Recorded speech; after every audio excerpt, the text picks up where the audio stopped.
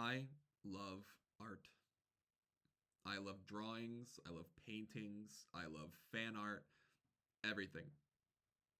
Growing up, I loved to draw and paint, even though I was terrible at it. As time went on, I did not improve.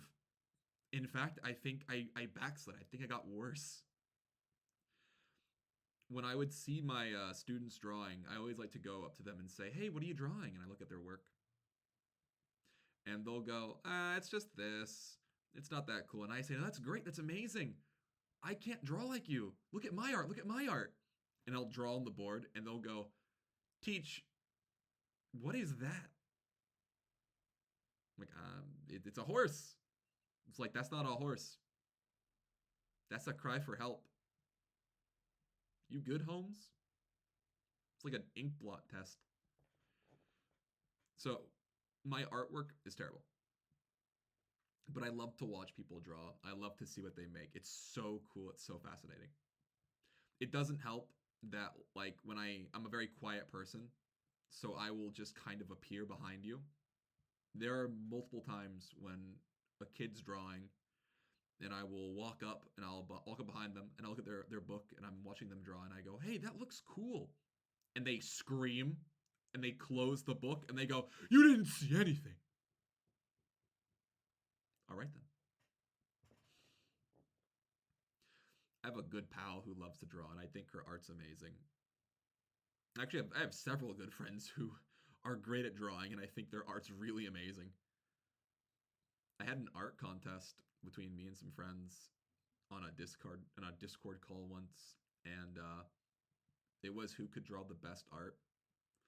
I did my best. It was complete and utter garbage, and I think I traumatized the other two contestants. The person who won was one of my pals. They drew a really good Sonic photo. But yeah, I made trauma. They made art. It was pretty fun though. Now, art is very fun, especially when you want to use it to encourage people to do their best. Now, I can't draw. So whenever I'm teaching and I want my students to like get excited, I will attempt to draw something on the board and they'll look at me and they'll go, "What is that?" And it's like, if you can figure that out, you understand today's topic. I drew a horse once and my class was like, "Is that a Pokemon?" And I was like, "That's not a Pokemon." "Is that a Yu-Gi-Oh card?" "That's not a Yu-Gi-Oh card."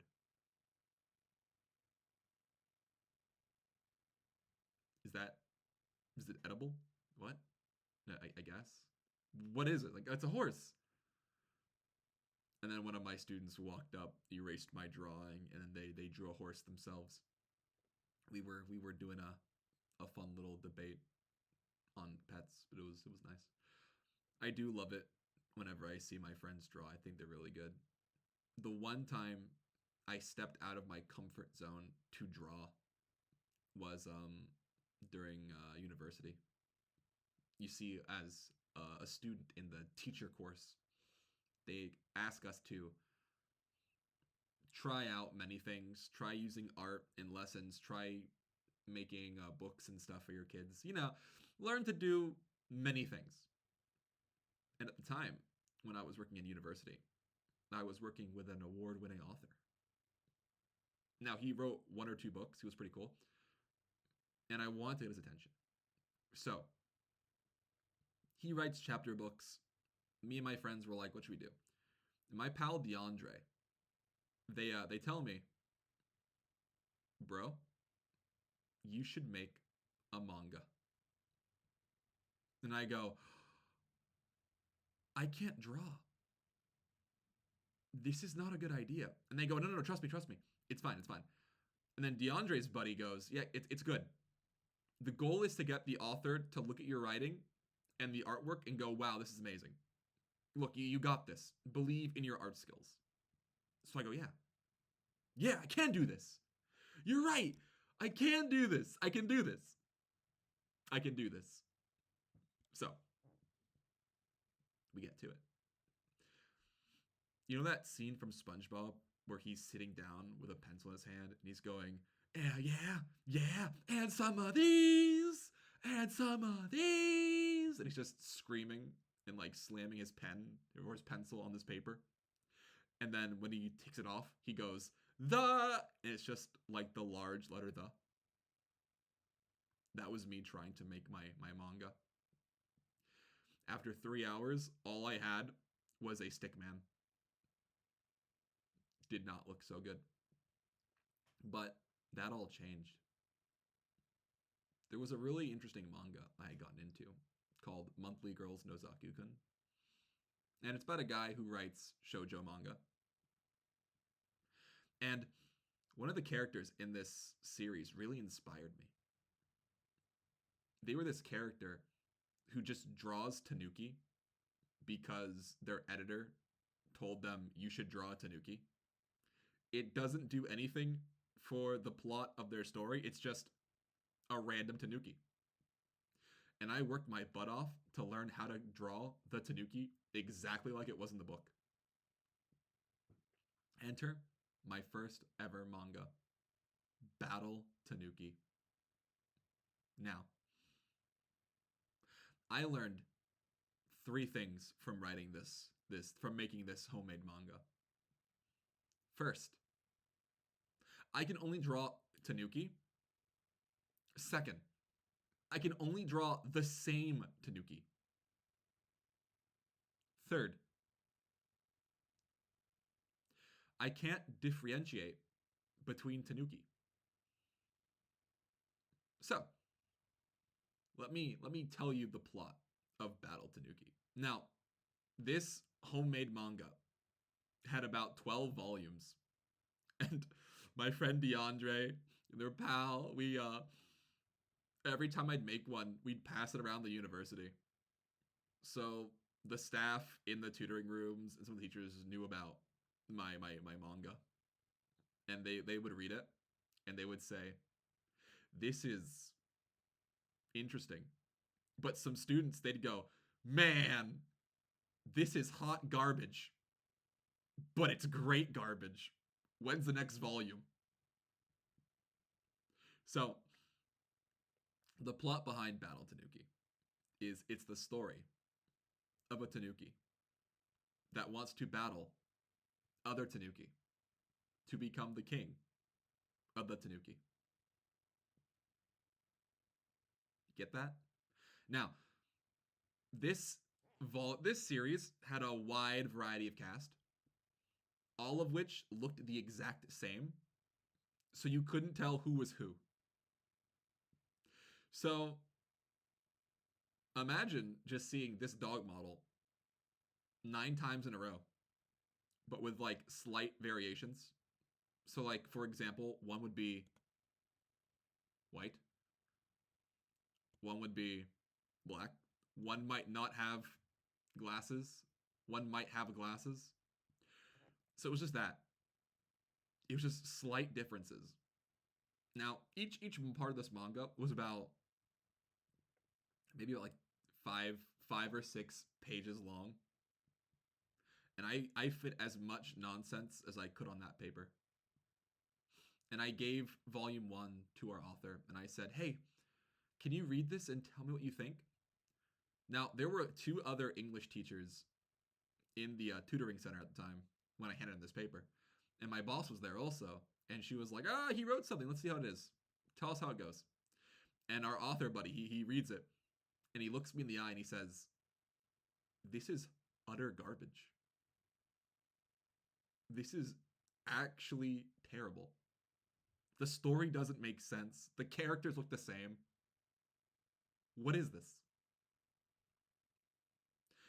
And before I could respond, I don't know what happened. I think it was either DeAndre or one of DeAndre or DeAndre's friend. And they just looked at this man and they said, "You're too old to understand the nuances of writing, old man." At that point, we were just, no, no, no.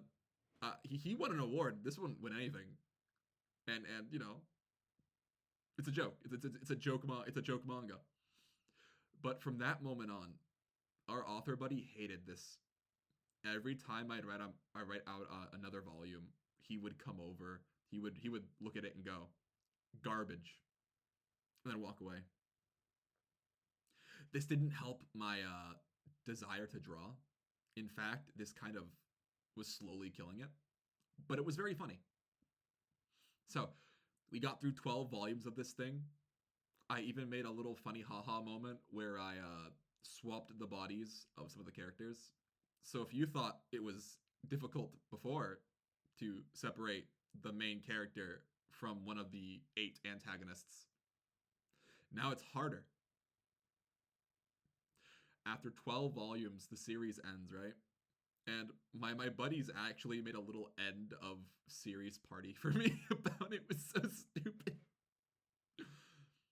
So I had some student friends made fan art of Battle Tanuki, of the characters. So they got like raccoon plushies and they made the characters. It was cute. It was adorable. And at the end of it, I went to the award winning author guy and I asked him, hey, can you read the last chapter? And he's like,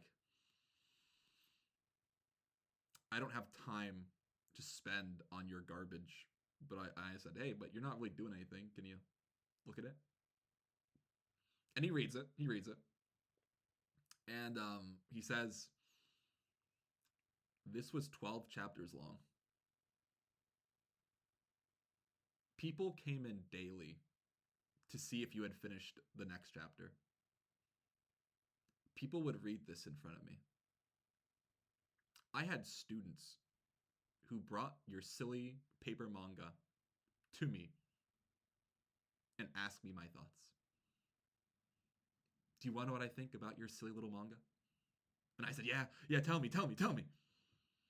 And he says, I'm glad you enjoyed making it, and I'm glad it's over. And with that, he left the room. My friends made me a little award, so we technically had 2 award-winning authors. The only difference was his award was actually an award. Mine was a sticker that said, you did great. So, yeah. I still have all my copies of Battle Tanuki. If I get the chance, what I'll do is I don't mind reading them on stream if I can find them. It's so stupid. The reason why I bring this up is a friend of mine wants to get into writing books, and I want them to know that you got this. It takes time, takes effort, and sure, you're gonna have a lot of people heckling you and telling you your arts or your writing or whatever is pretty scuffed. But keep at it. You got friends who are there to support you. People who want to see you succeed. You got this. And hey, who knows? Maybe you'll win an award just like me. Now, whom I can you would actually win a proper award, but I can at least give you a sticker that says, "Great job, you did it." Good luck out there.